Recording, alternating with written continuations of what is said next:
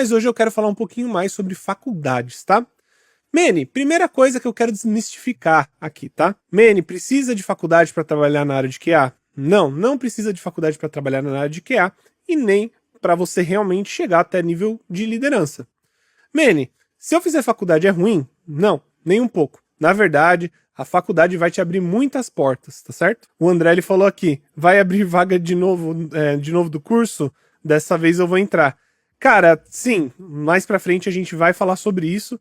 Por que eu tô trazendo isso, tá? Porque realmente, pra você trabalhar na área de qualidade, mesmo que você queira crescer na área, você não precisa de faculdade. Eu falo isso, por exemplo, eu tenho o meu mentorado, que é o Joey, ele não tem faculdade na área, ele nunca fez faculdade de nada relacionado de TI, ele já tem 45 anos, na verdade ele tem 48, eu acho.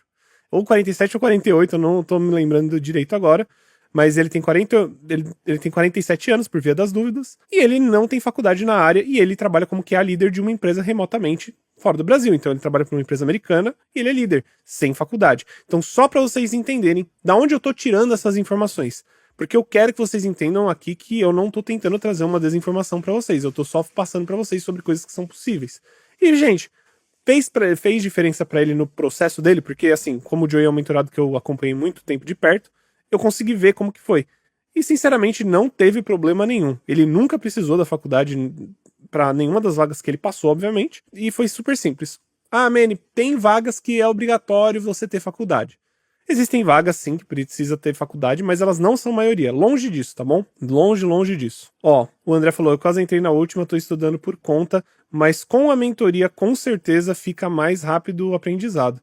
Pô, André, com certeza, cara. É assim. E eu falo isso porque a área de qualidade, não é não é uma área tão simples assim de achar conteúdo.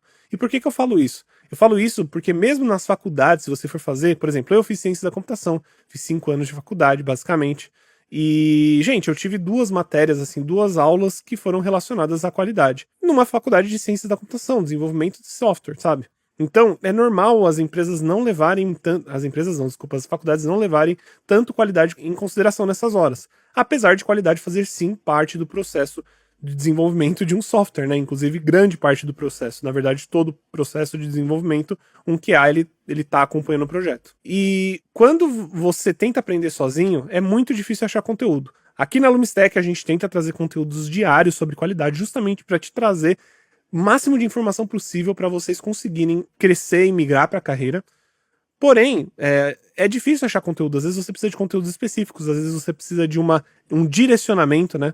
É a mesma coisa quando você, por exemplo, inventa de fazer uma luta. Sei lá, você inventa de fazer algum tipo de ginástica. Normalmente você procura alguém para te ensinar, justamente porque você não sabe o caminho. Depois que você tem os fundamentos, você consegue fazer muita coisa sozinho. Mas quando você está querendo entrar, isso não ajuda tanto. Não ajuda tanto você começar sozinho. E tem outro ponto também. Até mesmo para quem já está na área, vale muito a pena ter esse tipo de mentoria justamente para mostrar o que é importante, porque as pessoas acabam se perdendo no meio do caminho. E eu conheço muito que acaba estudando as coisas que não necessariamente vão fazer com que mude a vida dele ou que eles cresçam na carreira, achando que estão fazendo o lado certo. O Ramos ele falou aqui, e sobre a certificação CTFL, por exemplo, faz muita diferença? Ramos, eu não tenho CTFL, tá? Meus mentorados não têm CTFL. Certificação é sempre legal, mas eu sinceramente acho que a certificação é mais legal quando você não tem nenhum tipo de experiência, principalmente. Justamente porque você vai acrescentar uma coisa a mais, né? Olha, eu tenho uma certificação que mostra que eu entendo sobre teste de software, que é o CTFL, para quem não conhece. Eu digo assim, ela não é um problema, né? Você adquirir ela, a certificação é sempre legal, mas não é um impeditivo também se você não tiver. Eu não tenho CTFL, eu trabalho já há mais de 9 anos na área, eu trabalho remotamente para uma empresa dos Estados Unidos e eu moro no Canadá. Sinceramente, não foi o CTFL que me impediu de chegar até aqui. Então eu acredito que ele não é um problema se você não tenha. Se você acha que é legal fazer a certificação, ou a empresa vai pagar a certificação e você vai ter ela, perfeito, faça. Porque é sempre bom ter esse tipo de certificação, mas se é necessário, nem um pouco. Ela não vai, e além disso, quando você fizer ela não vai te destacar tanto assim. Sinceramente. O que vai te destacar mesmo vai ser na entrevista. O André falou aqui, aprendo muito com seus vídeos e os sílabos, mas você disse tudo, com direcionamento facilita demais. E André, é justamente isso, né? Você pode aí pegar e pesquisar o tanto que você quiser, estudar para se tornar um QA, e a gente sabe, né? Na internet dá para encontrar basicamente tudo. mas é um caminho um pouco mais, que oscila um pouco mais, é mais difícil. Principalmente, né, e eu falo isso justamente por causa dos resultados dos nossos mentorados, né, a gente tem mentorado aí que conseguiu um emprego, por exemplo, no mês seguinte que começou na mentoria, justamente porque ele só precisava de alguns toques relacionados a como mexer no currículo dele ou a como se posicionar no LinkedIn. Teve gente que demorou, por exemplo, do zero, em 3 meses já conseguiu trabalho, ou também, por exemplo, o Joey, que não tinha faculdade, já tinha mais de 40 anos quando começou, não entendia nada sobre TI, e ele demorou 4 meses para conseguir entrar na área. Por quê? Porque eu sei o caminho, eu sei exatamente onde você vai bater a cara, eu sei exatamente o que você tem que falar numa entrevista, eu sei exatamente as perguntas que vão ser feitas numa entrevista, e como que faz para você conseguir que os recrutadores te vejam também no LinkedIn.